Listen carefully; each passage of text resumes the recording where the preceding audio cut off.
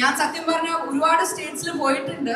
അപ്പൊ ഇവിടെ നിൽക്കുമ്പോ എന്റെ സ്വന്തക്കാരോട് ഞാൻ എന്താ പറയാ, എനിക്ക് ആകെപ്പാടെ പറയാനുള്ളത് നാളെ ടോക്സിക് ഇറങ്ങുകയാണ്. എല്ലാവരോടും എനിക്കൊന്നേ പറയാനുള്ളൂ, ഇതൊരു മഹാസംഭവമാണ്. ഇത്രയും ഒരുപാട് കഷ്ടപ്പാടും എല്ലാം വെച്ചിട്ട് നടന്നൊരു സിനിമയാണ്. വെക്കടാ വെടി സൂപ്പർ ഹിറ്റ് ആയിരിക്കും. അടി ഇടി വെടി മലയാളികൾക്കുള്ള യാഷിന്റെ പാൻ ഇന്ത്യൻ ഓണ സമ്മാനം toxic a fairy tale for grown ups. കണ്ടറിഞ്ഞ ഓടിച്ചോടെ എങ്ങനെ ഉണ്ടായിരുന്നു റിവ്യൂ ചോദിക്കുക. ചേട്ടാ സിനിമ എങ്ങനെയുണ്ടായിരുന്നു? രാധോന്ന് പറഞ്ഞാൽ 3 മണിക്കൂർ 20 മിനിറ്റ് തിയേറ്ററിൽ ഇരിക്കാൻ വയ്യ. യഷിന്റെ 4 വർഷത്തെ ഡെഡിക്കേഷൻ വെള്ളത്തിൽ വരച്ച വര പോലെ ആക്കി കൊടുത്ത് പുള്ളിക്കാരന്റെ ഏറ്റവും വലിയ ഡൗൺഫോൾ ആയിരിക്കും ഈ പടം എന്ന് തന്നെ തോന്നുന്നു. ഒരു കയ്യബദ്ധം നാറ്റിക്കരുത്. ഇത് ടോക്സിക് ടോർച്ചർ എന്ന് പറഞ്ഞാൽ പറയാം. ഒരു മോശം പടം ഇത്രയും വേസ്റ്റ് ആയിട്ട് എടുക്കുക. അതായത് ദുരന്തോ എക്സ്പ്രസ് ഇവിടെ ഉണ്ടായിരുന്ന ഞാനിപ്പോ ദുരന്തമൊന്നും പറയാറില്ല, അതൊക്കെ എന്നെ നിർത്തി. ലൈഫ് ടൈമിൽ ഇത്രയും ഒരു വേസ്റ്റ് പടം ജീവിതത്തിൽ കണ്ടിട്ടില്ല.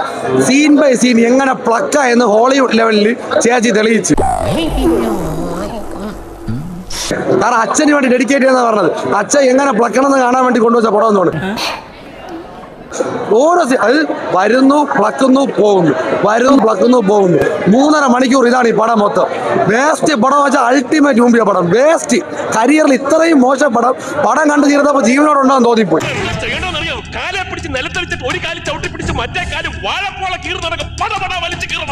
ഗീതു ചേച്ചിക്ക് ഭ്രാന്തി, യാഷിന്റെ അടുത്തുള്ള സ്നേഹം കൂടെ ഇല്ലാതായിപ്പോയി.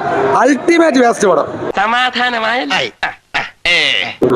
ടോക്സിക് ഈസ് ഈക്വൽ ടു മലയാളത്തിൽ പറഞ്ഞാൽ പച്ച അപരാധം.